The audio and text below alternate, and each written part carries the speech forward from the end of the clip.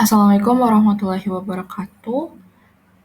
Perkenalkan nama saya Kayana Wesya Pramesti dengan NIM akhir 089 dan hari ini saya bersama teman saya yang bernama Monica Ayu Priscilla dengan NIM akhir 090 akan mempresentasikan materi tentang korupsi dan lemahnya tata kelola di berbagai negara. Yang pertama ada latar belakang dari korupsi dan lemahnya tata kelola di berbagai negara, di mana korupsi itu telah menjadi fenomena global yang tidak lagi hanya dipahami sebagai bentuk penyimpangan individu, tetapi juga sebagai gejala dari kerusakan sistemik dalam struktur pemerintahan dan kelembagaan negara. Dalam berbagai literatur, korupsi itu dikaitkan dengan lemahnya tata kelola pemerintahan yang mencakup aspek transparansi, akuntabilitas, efektivitas birokrasi, dan partisipasi publik. Lemahnya sistem pengawasan, ketidaktegasan dalam penegakan hukum, serta budaya politik patronase itu menciptakan ruang yang subur bagi praktik korupsi untuk berkembang dan mengakar. Dalam konteks global, tidak sedikit negara yang mengalami stagnasi atau bahkan kemunduran dalam upaya pemberantasan korupsi. Menurut laporan Corruption Perception Index atau CPI yang diterbitkan oleh Transparency International tahun 2023, lebih dari 2/3 negara di dunia itu memiliki skor di bawah 50 dari 100, yang menandakan bahwa masalah serius dalam integritas publik dan akuntabilitas lembaga. Temuan ini tuh menjadi ironi ketika mengingat bahwa banyak negara-negara itu telah mengadopsi reformasi anti korupsi dalam berbagai bentuk, mulai dari pembentukan lembaga independen hingga penerapan teknologi digital dalam layanan publik. Namun, keberadaan reformasi ini masih belum sepenuhnya membuahkan hasil yang signifikan. Nah, hal ini menunjukkan bahwa korupsi itu tidak hanya dapat diatasi melalui kebijakan formal, tetapi juga harus disertai perbaikan menyeluruh terhadap kualitas tata kelola pemerintahan. Selanjutnya, ada pentingnya memahami korupsi dan lemahnya tata kelola di berbagai negara. Nah, dengan memahami korelasi antara korupsi dan lemahnya tata kelola, itu merupakan langkah penting untuk merumuskan kebijakan yang efektif dalam pemberantasan korupsi. Tanpa pemahaman yang mendalam mengenai akar permasalahan, strategi anti korupsi itu cenderung hanya bersifat simbolik dan tidak menyentuh akar struktural dari persoalan. Di banyak negara, reformasi kelembagaan itu tidak jarang gagal karena tidak disertai perbaikan dalam kapasitas birokrasi, transparansi anggaran, mungkin serta akuntabilitas pejabat publik. Selanjutnya ada faktor penyebab korupsi dan lemahnya tata kelola. Yang pertama itu struktur kelembagaan yang lemah dan kurangnya mekanisme check and balance. Salah satu sumber utama masalah korupsi itu adalah kelemahan struktur kelembagaan sistem pemerintah, di mana institusi negara seperti legislatif, yudikatif, dan eksekutif itu seringkali tidak memiliki pembagian kekuasaan yang jelas. Nah, akibatnya tidak ada mekanisme checks and balance yang dapat secara efektif mengawasi operasi setiap lembaga. Selain itu, lembaga yang tidak independen seperti Badan Audit Negara atau Komisi Anti Korupsi itu sering dipengaruhi oleh politik atau eksekutif. Nah, penyalahgunaan kekuasaan itu menjadi umum dan sulit untuk ditindak secara adil ketika sistem kelembagaan itu tidak dibangun di atas dasar tanggung jawab dan saling mengawasi. Yang kedua, ada kurangnya transparansi dan akuntabilitas dalam administrasi publik, di mana dua prinsip utama yang menentukan kepercayaan rakyat terhadap pemerintah itu adalah transparansi dan akuntabilitas. Nah, sayangnya proses pengambilan keputusan itu dilakukan secara tertutup dan informasi publik itu sangat terbatas di banyak sistem birokrasi. Keterbukaan informasi itu bukan satu-satunya hal yang berkaitan dengan transparansi. Karena transparansi juga berarti bahwa semua orang yang dapat melihat itu dan memeriksa itu bagaimana pemerintah beroperasi. Tidak ada pengawasan yang efektif terhadap perilaku penyelenggara negara ketika pengelolaan anggaran negara itu tidak diawasi secara independen dan laporan pertanggungjawaban pejabat publik itu tidak dapat diakses atau ditinjau. Nah, praktik korupsi seperti manipulasi anggaran, pemalsuan laporan, dan penggelapan dana publik itu dapat berkembang bebas dalam lingkungan seperti ini, karena sebaliknya, kurangnya akuntabilitas kurangnya akuntabilitas itu membuat pejabat publik tidak merasa perlu bertanggung jawab atas semua tindakan mereka. Nah, tanpa sistem insentif atau sanksi yang adil, aparat negara yang korupsi tetap bertahan di jabatannya.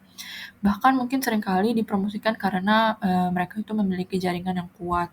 Nah, hal ini tuh akan merusak moralitas birokrasi secara keseluruhan dan menciptakan budaya impunitas yang berbahaya bagi keberlanjutan pemerintahan yang bersih.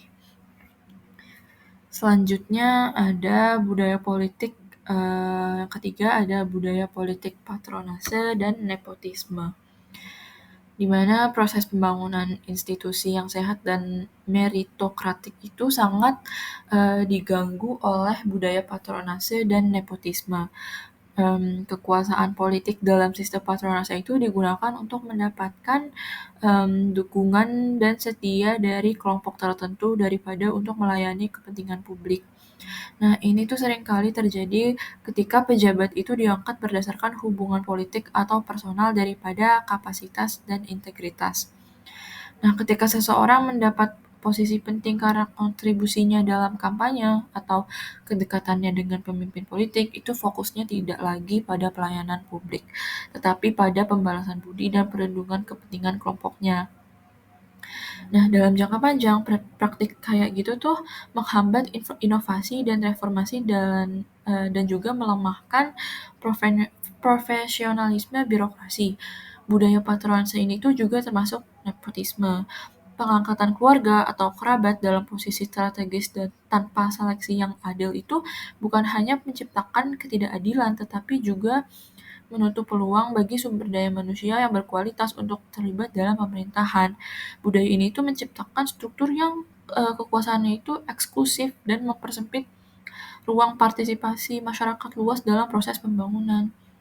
Dan ada yang terakhir itu rendahnya tingkat partisipasi publik dalam pengawasan pemerintahan, di mana dalam sistem pemerintahan demokratis itu partisipasi publik ini tuh sangat penting. Tetapi di banyak negara masyarakat itu masih kurang terlibat dalam pengawasan pemerintahan.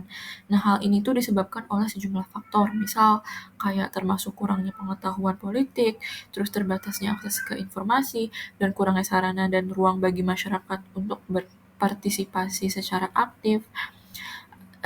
Juga banyak warga negara itu tidak menyadari hak mereka untuk mengawasi dan mengkritik kebijakan pemerintah atau percaya bahwa suara mereka itu tidak akan didengar.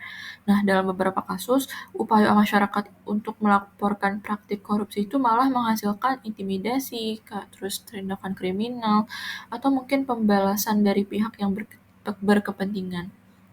Nah, kondisi seperti ini tuh diperparah dengan kurangnya eksistensi dan fungsi organisasi masyarakat sipil, termasuk media, yang seharusnya berfungsi sebagai pengendali independen sistem demokrasi.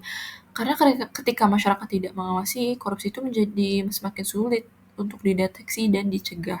Nah, ketika masyarakat tidak terlibat dalam pengawasan, maka korupsi akan menjadi sulit dideteksi apalagi dicegah. Pemerintah yang tidak diawasi cenderung bekerja tertutup. Dalam kondisi tertutup itulah penyalahgunaan kekuasaan tumbuh subur.